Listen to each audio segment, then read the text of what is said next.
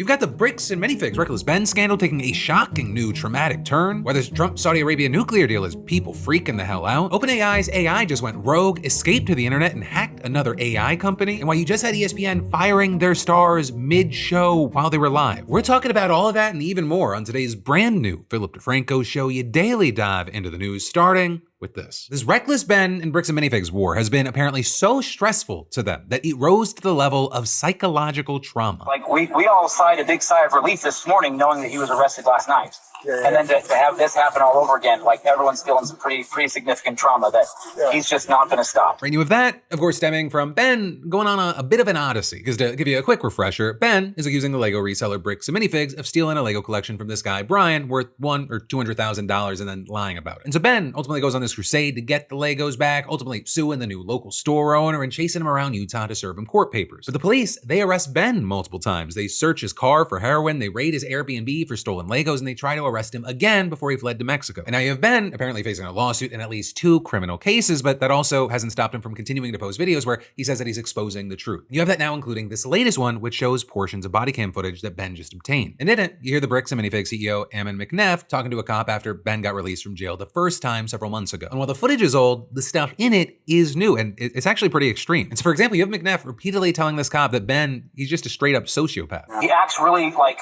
cutesy, like he's clearly got some form of sociopathic disorder. Because he lies through his teeth. He says and does whatever he can to just get away with whatever he wants. Honest to goodness, he's a sociopath. We know this guy's a sociopath. And so we're very afraid for our staff. In fact, you have McNeff claiming that he is so scared that he's considering exercising his Second Amendment rights. But at this point, I just need some information so I can tell our staff what is going on, because if I need to go and get some of my staff armed so that he can't threaten them, that's what I need to do.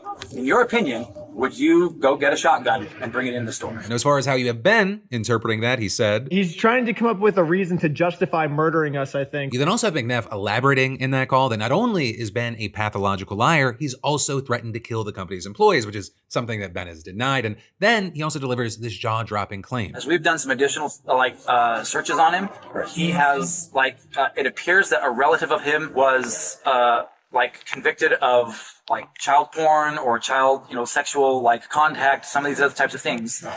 So there's a very real chance that he may have been abused as a child, but that set him through a mental disorder, kind of whatever the case may be. In reaction to that, you have been seemingly just joking about it, like maybe he's got a pedo uncle that he's never met before. Then he also appears to find the person that he assumes McNeff was talking about. Where you've got this other guy in Ohio by the name of Benjamin Schneider, which Reckless Ben says is just a coincidence. I mean, clearly this person is not me. I mean, but also, maybe Ammon's not the smartest person in the world, so maybe he thought that we were the same person. I don't know, but hey, despite all these big claims by McNeff, the cops are like, hey, sorry, we're not the ones who released him. You got to take it up with the judge. But then you also hear the cops saying that he'll stack charges on top of each other to deter Ben from going after the company. We'll stack him until he leaves you guys alone, I guess. You know what I mean? Or they put him in jail, one or the other. I'll try to stack it on this stalking case. And this practice of stacking charges, it's not new, but we should explain it. But it's at least as old as the 19th century. It's a well-known thing. And the idea is that police take what's really just one crime and they chop it up into numerous overlapping crimes to just bury the defendant in charges. Or just think, divide crime, multiply punishment. So for example, in 2004, there was this completely separate incident where a farmer accidentally let his goats trespass. But the cops, they hit him with 170 misdemeanors, one for each goat, totaling 60 years in prison. But also, I do want to know, while people have long criticized this practice, and I think understandably, the cop threatening to do it is not also necessarily proof of some evil, sinister conspiracy. And I also have to say, a thing that I've stressed along this entire journey, a caveat to that clip and all the others I've shown here, is that right now we are only getting Ben's perspective. And so I mean that generally, as well as, stuff like the cuts, they're all his. Like, we don't know if he's omitting any important context, right? No matter my opinion, I always think it's a very important thing to flag as we're still waiting for what could be the whole picture to emerge in the court of law, right? And all of this, as you have Bricks and Minifigs continuing to maintain their innocence, right? They argue that Ben and Brian, they should really be going after the original store owner, Crystal, because according to the company, when its staff took the store over, they found spreadsheets showing that she had significantly underreported sales to Brian. And they claim that they even offered to give Brian all the Legos left in the store, whether they were really his or not, just to put an end to the whole headache and just make him whole again, or at least close to it. But allegedly, Brian refused, and as of right now, we keep getting updates on a situation that it feels like there's no end in sight. Everyone's saying that the Lego videos are wrapping up.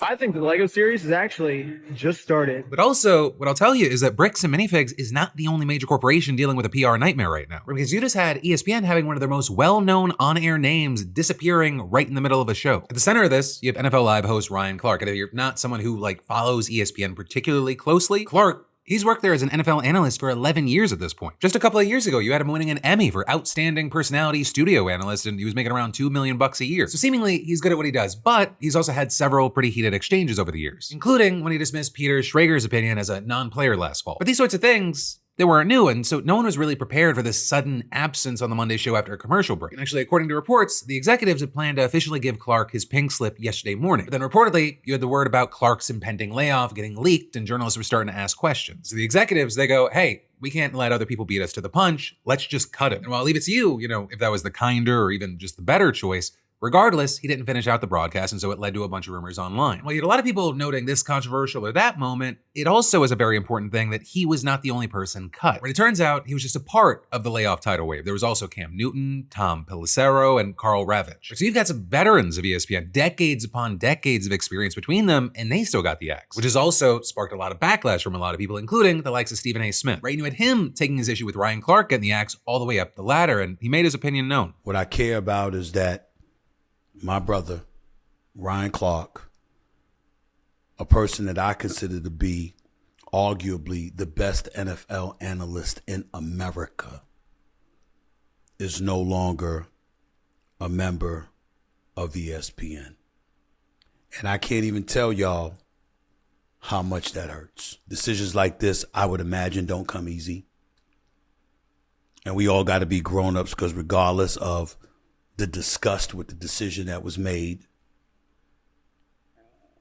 you understand they have to be made. You then also had the likes of Barstool's Dave Portnoy chiming in as well, saying another glaring difference between ESPN and Barstool, loyalty matters here. At ESPN, there is no such thing. Not saying our way is right, but just more family versus corporate. So that did not touch the outrage from everyday fans. Fans saying things like, it's sad what has happened to ESPN, it really is. They literally invented the TV sports media. They were loaded with fun, talented personalities who made sports fun and was basically appointment TV for any sports fan. But then adding, then they just willfully destroyed their own product from the inside out, a slow death by 1,000 self-inflicted paper cuts. As far as Ryan Clark himself, he issued a response saying, sending prayers and love to all those laid off today by ESPN. Saying, so many of you have poured your life into that company, and I know how you're feeling right now. My hope is, as this door closes, another opens for you all. But as far as why these cuts, why did they happen? Well, at least the official reason seems to stem from the acquisition of NFL Network and NFL Red Zone distribution rights that was finalized earlier this year. And you had ESPN chairman Jimmy Pitaro saying in a memo, throughout this process, we have taken the time to carefully evaluate our collective teams, resources, and organizational structure to best position us for the future. As a result, we had to make some difficult decisions about job impacts. But then also, there looks to be another piece of this puzzle, at least in a lot of people's eyes. And that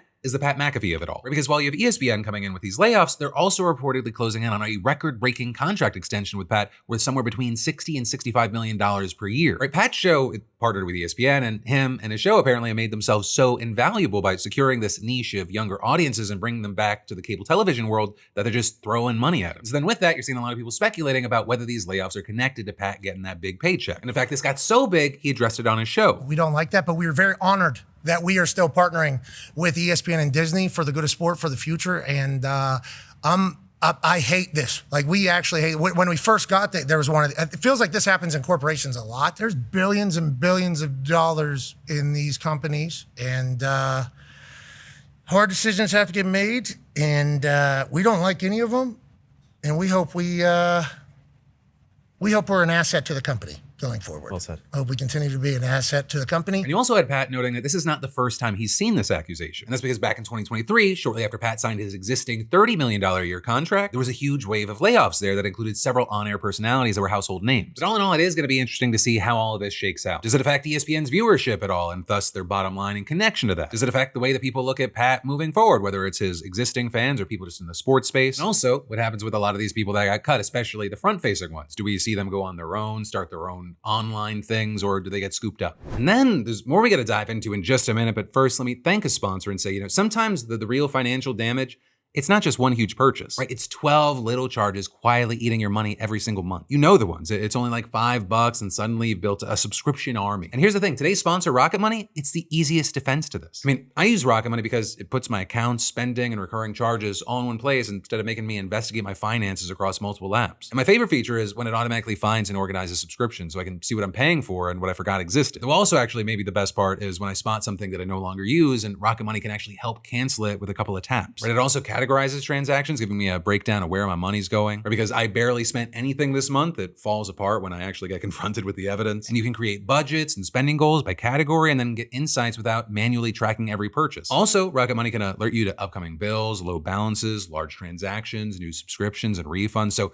fewer things catch you by surprise. It's also free to download, and with premium unlocking additional tools like subscription cancellation assistance and automated savings, it's fantastic. So hey, just scan that QR code or go to rocketmoney.com/Phil. That's rocketmoney.com/Phil to try Rocket Money for free and unlock more features with premium. But then diving right back into the news, 2 of OpenAI's models, they just went rogue to hack and compromise another AI startup all on their own. And so you have what appears to be this first of its kind AI on AI attack being incredibly concerning to tech leaders, government officials, and cybersecurity experts. And so to try to break this down for you in plain English, last week you had the tech company Hugging Face announcing it dealt with a highly unusual security incident. And you've got reports describing Hugging Face as a kind of digital library of AI technology, and in a blog post it said it found an intrusion into part of its production infrastructure that was, quote, driven end-to-end by an autonomous AI agent system. And while at the time they didn't know who or what was responsible, yesterday OpenAI released a post of their own, kind of slowly raising their hand to say, sorry, that was us, explaining that it was actually driven by 2 of its models, GPT-5.6 Soul and what they described as an even more capable model that has not been released. And apparently they were operating on reduced guardrails so that they could be internally tested on certain cyber capabilities at the time of the hack. And so you had them doing this in what's known as a sandbox, which is supposed to be this safe and controlled testing environment. But these models were apparently able to find vulnerabilities to get out of the sandbox and reach the open internet. From there, the models basically decided that Hugging Face likely had answers to its test questions and had just found a remote path to access its servers. Or with one Bloomberg op-ed explaining, the AI wasn't acting with malice, it was simply pursuing the objectives set by its researchers and cheating on a test to achieve a better score. Now for their part, OpenAI said that they consider this to be a totally unprecedented incident and they're responding accordingly. But you also had them adding that these kinds of events are, quote, something we expect to become more commonplace with the proliferation of increasingly cyber-capable models. You actually had Hugging Face thanking OpenAI for its cooperation and adding that they don't believe there was any bad intent, and you had their CEO writing, we suspected last week's cyber attack might have come from a frontier lab given the sophistication of the agent. Turns out it did. It's quite mind-blowing that all of this happened autonomously. The investigation is ongoing and we'll share more learnings from what might be the first incident of its kind. But also, and I think this is an important aspect of it, that same op-ed from Bloomberg, it argued that the backpatting over transparency and the accountability,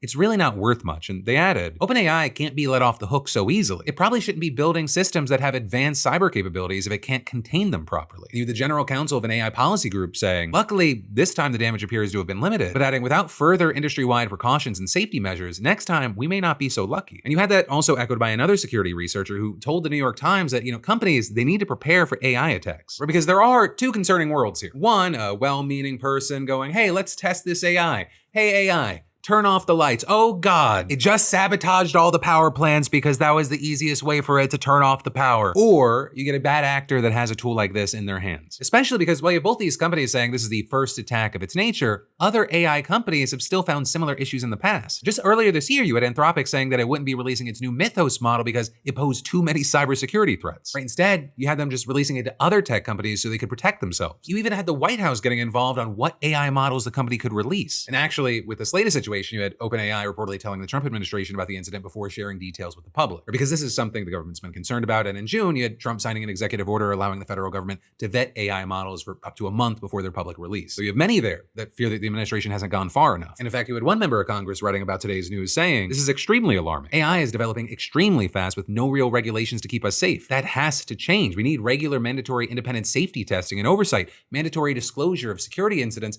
and international cooperation to keep people safe from absolute disaster. And that's also, as you had others using it to promote current legislation that could address some of the issues. And so with this, while I'm very interested in all your thoughts on any of today's stories that stood out to you, I love going into those comments. I've been also doing audio replies when I get the chance, especially with this one. I'd love to know your thoughts on this hack and kind of this new era of cybersecurity threats that we just might not be ready for. But also, while, the dangers of AI and cyber attacks, they're very real, they're very scary. There's also something else we have to worry about, and that is nuclear war. And while in recent history, there have been concerns about, North Korea, who's been oddly fairly silent as far as the news is concerned, or others worried that something might come from these India-Pakistan fights. But now you're seeing more and more people concerned because Trump just struck a deal with Saudi Arabia that could allow it to enrich nuclear fuel, even while his war to keep Iran from doing the exact same thing could set off a chain reaction that could lead to both countries pursuing nuclear weapons. And all of this, it's happening as Trump's again threatening potential war crimes against Iran. You've got Pete Hegseth saying that everything with Iran right now has cost taxpayers at least $37 billion, but billions more are still needed. And the Houthis,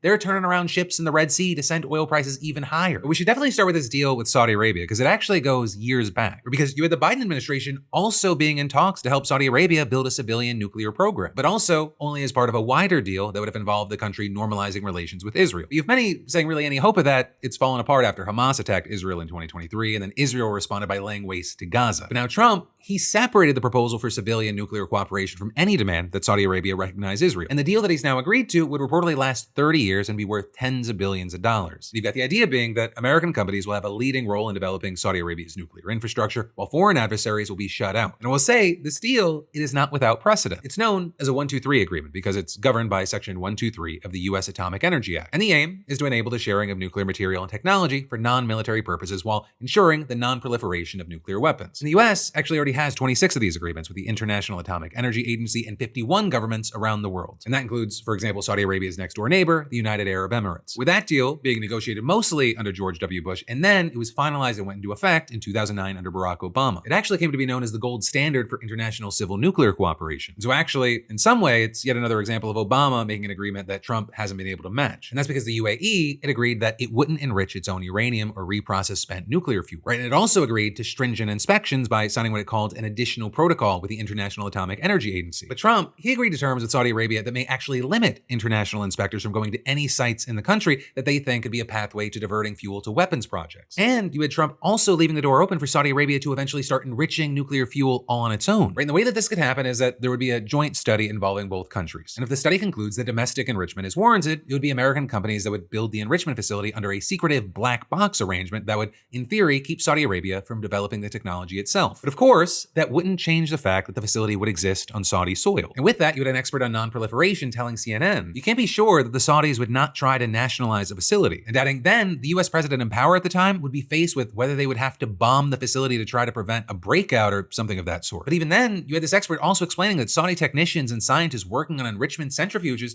could apply their knowledge in other secret facilities that are well hidden and well fortified, which is actually what kind of happened in Pakistan. Right? That's where you had the scientist by the name of Abdul Qadir Khan. He's considered the father of Pakistan's atomic weapons program and is believed to have relied upon centrifuge blueprints from a European company. And Khan, he's also believed to have shared that knowledge with other countries, including North Korea and Iran. Though also notably, Pakistan and Iran's civilian nuclear programs started in the same way, or with the help of the United States under an initiative known as Atoms for Peace, launched under the administration of Dwight Eisenhower. In fact, an American company built Iran's first nuclear reactor. But of course, it was a big difference. A lot of people forget this. They were the closest US ally in the Middle East at the time. But then there was that revolution. It became the Islamic Republic of Iran, and decades later, drastically different situation. And well, to be clear, Iran is believed to have pursued nuclear weapons in the past, and following Trump's withdrawal from an Obama-era nuclear deal that enriched uranium to near weapons grade, there was no new intelligence that we know of when Trump attacked suggesting that they had any plans to build a bomb. Now, of course, you have many saying that the regime is more likely to do so because it seems like it's the only option to deter the United States. And connecting all this, you now have experts saying this deal with Saudi Arabia, it just adds to the pressure. You've got the head of the Middle East program at a DC-based think tank writing on social media. Saudi enrichment would put immense pressure on Iran to get the bomb. Is Trump trying to provoke Iran into weaponizing? And then, of course, if that happens, more are going to follow suit. Or you've got Saudi Crown Prince Mohammed Bonesaw saying unequivocally that his country, which actually, like Iran, is theocratic, authoritarian, with little respect for human rights,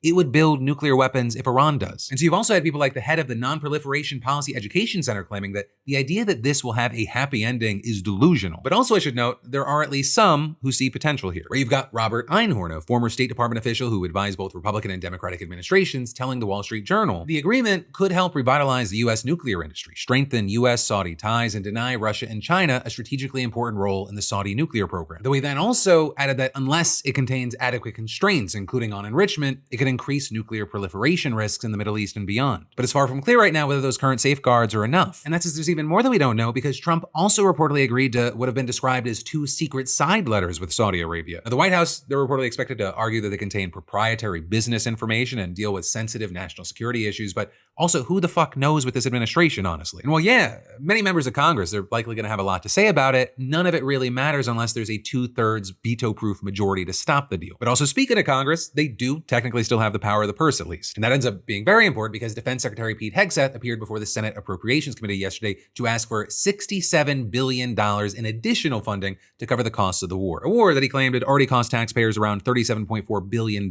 So a very big thing there, a key thing, is that that number does not include the cost of rebuilding American military bases in the Middle East damaged during this conflict. And in fact, there might even be more that's left out, which is why you had Senator Patty Murray, the top Democrat on the committee, calling the estimate suspiciously low. Though I will say probably the most heated exchange might have been between Hegseth and Michigan Democrat Gary Peters. Because Peters, you had him saying that the Trump administration's efforts to win the war have been an utter and complete failure. And while you had Hegseth accusing Peters of spearing the troops with that statement, Peters made very clear who his words were directed at. I will tell you how I use the word failure, because I use the word failure to their leaders. You, sir, are the failure, not the men and women who are on that front line. But if there's a lack of a winning strategy, they're in harm's way. Their leaders have failed them. And that's what's happening. We have political leadership. You don't have a strategy. You don't have a long-term plan to actually win this war. Win the war. The men and women are going to be able to do it, but they need to have leadership. When will you show leadership? When will you show leadership? You then also had this huge moment with Georgia Senator John Ossoff reading back Hegseth's past statements from early in the war, claiming that Iran's military had been destroyed and made combat ineffective, that the U.S. had achieved every single one of its objectives, and that the operation had been a historic and overwhelming victory. Then when you had Ossoff asking Hegseth whether those statements were accurate, he spent several minutes refusing to just give a yes or no answer, right? Even though those statements are verifiably false, and that is not an opinion. All the evidence you really need is the fact that the war is still happening, and Hegseth is there asking for tens of billions of dollars to keep fighting. And then as far as the war, you had the U.S. military saying last night that it had completed its 11th straight night of strikes on Iran. And that's even as a new U.S. intelligence assessment has reportedly concluded that these strikes are unlikely to get Iran to soften its demands or back down. And all the while, of course, you have Iran still fighting back. That's why you had Trump today attending the dignified transfer of the 4 U.S. troops who lost their lives in this conflict over the past week. And actually, he claimed that they had all spoken in support of the war. All of them said very strongly, we cannot let Iran have a nuclear weapon. They won't have a nuclear weapon. But of course, one, almost no one's buying that. And two, you got many believing that it's just an attempt to justify the fact that he might be about to send even more troops to their death. Or because you now have it being reported that he's debating between trying again at diplomacy or just launching a massive joint military campaign with Israel to try to force Iran to finally bow down. And it at least seems like he's leaning toward that second choice. But he's been dismissive of potential talks, and you had him saying yesterday that the U.S. will bomb Iran's Pickaxe Mountain. We'll be hitting that area probably pretty soon. And there's not a thing they can do about it. Normally I wouldn't say that. If I thought they could do something about it, I would never say that. But we'll be hitting that area pretty soon, and very heavily. Right, and Pickaxe Mountain is the home of a secret underground facility that's believed to have been under construction since 2020 and isn't operational yet. But also, earlier this week, with the Wall Street Journal reporting that Israel provided the U.S. with intelligence suggesting that Iran had moved thousands of centrifuges there. Though Iran, they've insisted that there's no nuclear activity at the site, and you had a spokesperson for the country's foreign ministry claiming that the new focus on it is nothing more than a fabricated pretext for aggression, destruction, and sabotage. But also, really whatever the case is there, it is not an easy target. You've got the site reportedly so far underground that experts say that even the U.S.'s most powerful bunker-busting bombs, or like the ones used to attack the other nuclear sites in the country in June of 2025, those might not be effective. And so Trump instead, he might opt for softer targets, with him today going back to the tried and true approach of threatening potential war crimes. Writing on social media, from this point forward, anytime the Islamic Republic of Iran shoots at a ship in the Strait of Hormuz, whether it be by missile, rocket, drone, or any other device or weapon, the United States will bomb and destroy one bridge or power plant, including those located next to or in the capital city of Tehran. But then also, while there, he's desperately trying to come up with something to get the Strait of Hormuz back to normal. The new Houthi blockade in the Red Sea, that's already having an effect. You now have at least 7 ships that have reversed course since it was announced earlier this week. And as you have all this going down, the price of oil has also gone back up past $95 a barrel for the first time in 6 weeks. And so as long as this has been going on, as bad as it's been, this still could just be the beginning. And then there's even more that we gotta dive into in just a minute, but let me thank a sponsor and say, Bellessa, they're giving away a free Rose toy to every single one of you. And no, not just some of you. Everyone who signs up at bbvibes.com/DeFranco wins something. That's the deal. Because Bellessa, they reached out again, and I guess last time I did a giveaway, you guys went nuts. And I'll be honest, I normally in the past would hesitate on a sexual wellness brand, let alone doing a deal again, but they seem to be the real deal. They built a comprehensive catalog of wellness products for everybody. I mean, it doesn't matter who you are or what you're into, they've got something designed with you in mind. And one of the things I like about Bellessa is the intentionality, right? Everything is body safe, thoughtfully designed, and built to be inclusive. It doesn't seem to be like about extremes. It's about people feeling comfortable on their own terms. And hey, whether that's relevant to you or you're buying for a very specific person in your life,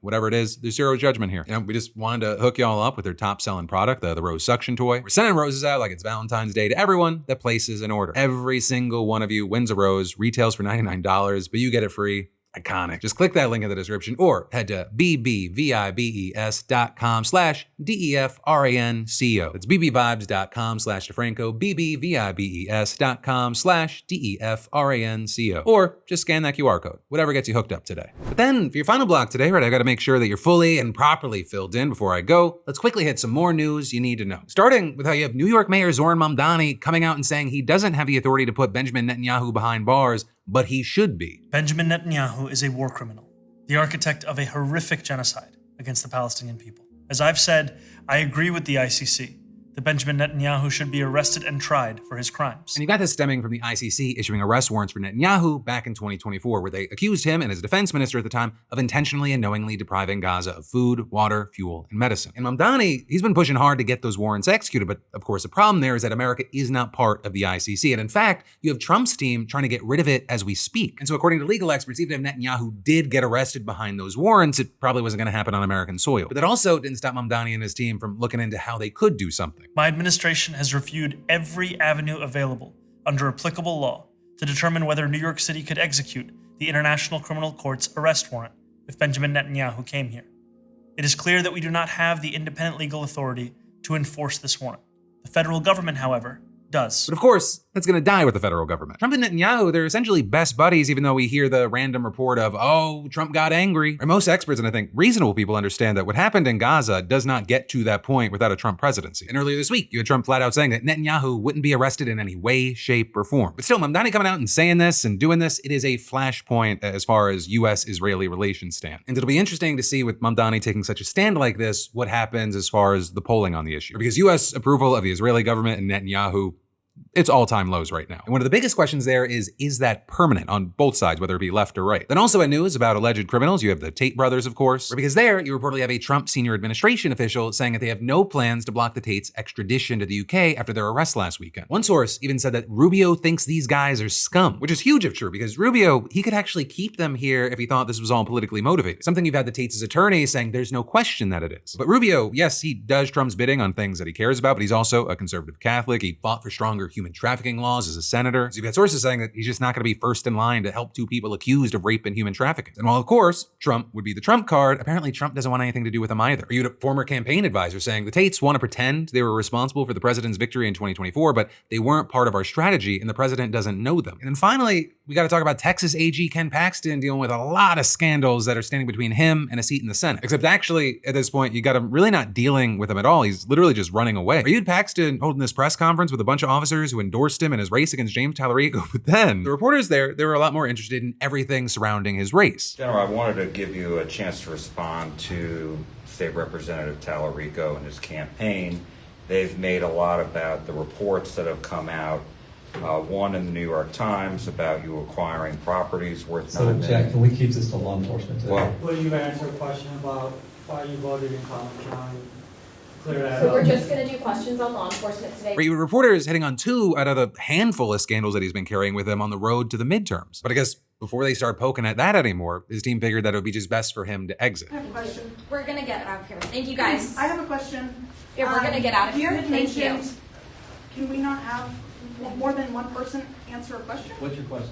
And so immediately after hopping out of the hot seat without any answers to go on, people online, they were kind of dunking on him and pushing back. Or you have people saying things like, I don't see how Texas sheriffs can endorse a lawbreaker like Paxton. How can Texans trust them to enforce the law? And others saying, what a disaster for Texas Republicans. All while recent polls have shown that he does not have much wiggle room for slip-ups like this. But again, this is a Republican running for statewide office in Texas, so even with the energy and the raises that we've seen with Tallarico, it is Paxton's race to lose. But it also genuinely feels crazy that seemingly Ken Paxton's answer to, hey, you seem to have a million scandals is, I think Tallarico is a weirdo who has low testosterone. But like, that could actually work there. But hey, that is where your big ol' Wednesday Philip DeFranco show is gonna end today. We've got more for you to dive into. Just a click away, I'd love for you to crash out with us today. Or because me and my buddy Alex Perlman, we just uploaded the weekly episode of Crashing Out. And if you're looking for something cathartic and fun, one, you should definitely check out this episode. And two, we're actually going on tour in a month. You can get tickets right now at crashingouttour.com. But whatever you do, let me just say, my name's been Philip DeFranco. You've just been filled in. I love yo faces, and I'll see you right back here